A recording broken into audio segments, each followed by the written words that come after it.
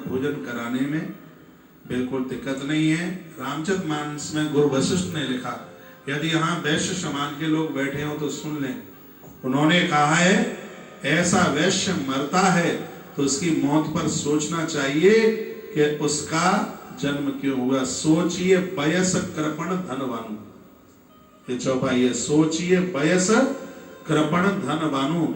ऐसा वैश्य मरता है जो कंजूस है, धन खर्च नहीं करता, जो शंकर का पुजारी नहीं है और दरवाजे पर आए हुए आगंतुक को भोजन नहीं कराता, जिसका पैसा अन्नदान में नहीं लगता, जिसका पैसा भंडारों में लोगों की जीविका में नहीं लगता, ऐसे वैश्य की मौत पर सोचना चाहिए, उसका जन्म धरती पर क्यों हुआ, नहीं होना चाहिए।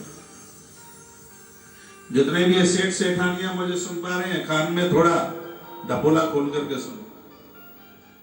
सबके घर में सेठानियों सुनो, सबके घर में महादेव की पिंडी। कंजूसाई मत दिखाना बिल्कुल भी, खूब खुल करके भंडारे चलने दो, खूब खुल के बिल्कुल एकदम। कोई भी आ जाए, दिन में आवे रात में आवे, ये धर्म आपके द्वारा बहुत आगे बढ़ाया गया है।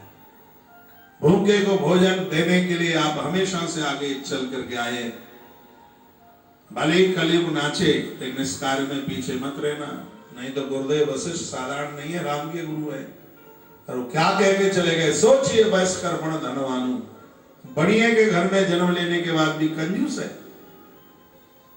लोगों को भोजन नहीं कराता, महादेव को वंदन नहीं करता, प्रणाम नहीं करता, तो उसके जन्म पर सोचना चाहिए, इसका जन्म क्यों हुआ, इसका जन्म धरती पर नहीं होना चाहिए था। तो मैं आपको कहना चाहूंगा, ये सेठ तो तभी अच्छे लगते हैं, बाहर निकला हुआ पेट क्षत्रिय का ही, वैश्य का ही अच्छा लगता है, सबकी तोंद बाहर अच्छी नहीं लगती है।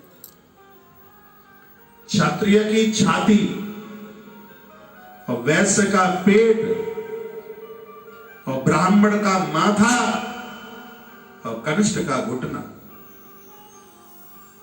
ये मजबूत होने चाहिए।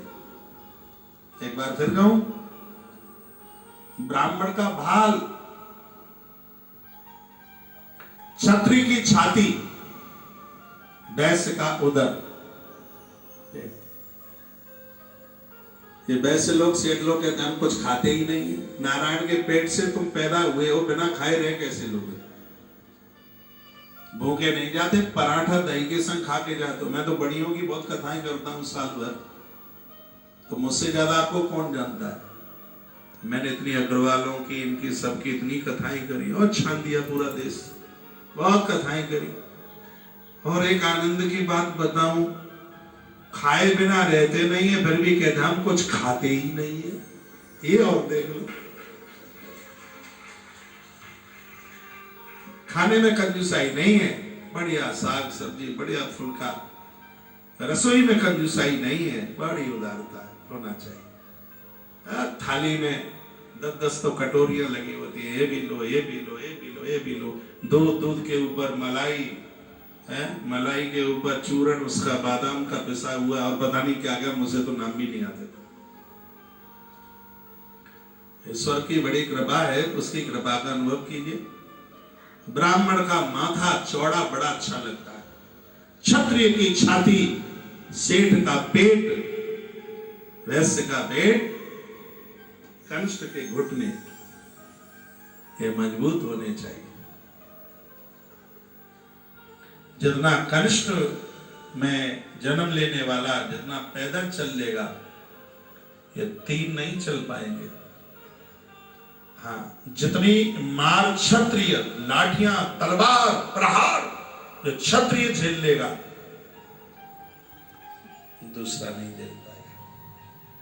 कारोबार में निकला हुआ देवाला जितना वैश्य झेल लेगा, ये दूसरे के बस का काम नहीं है।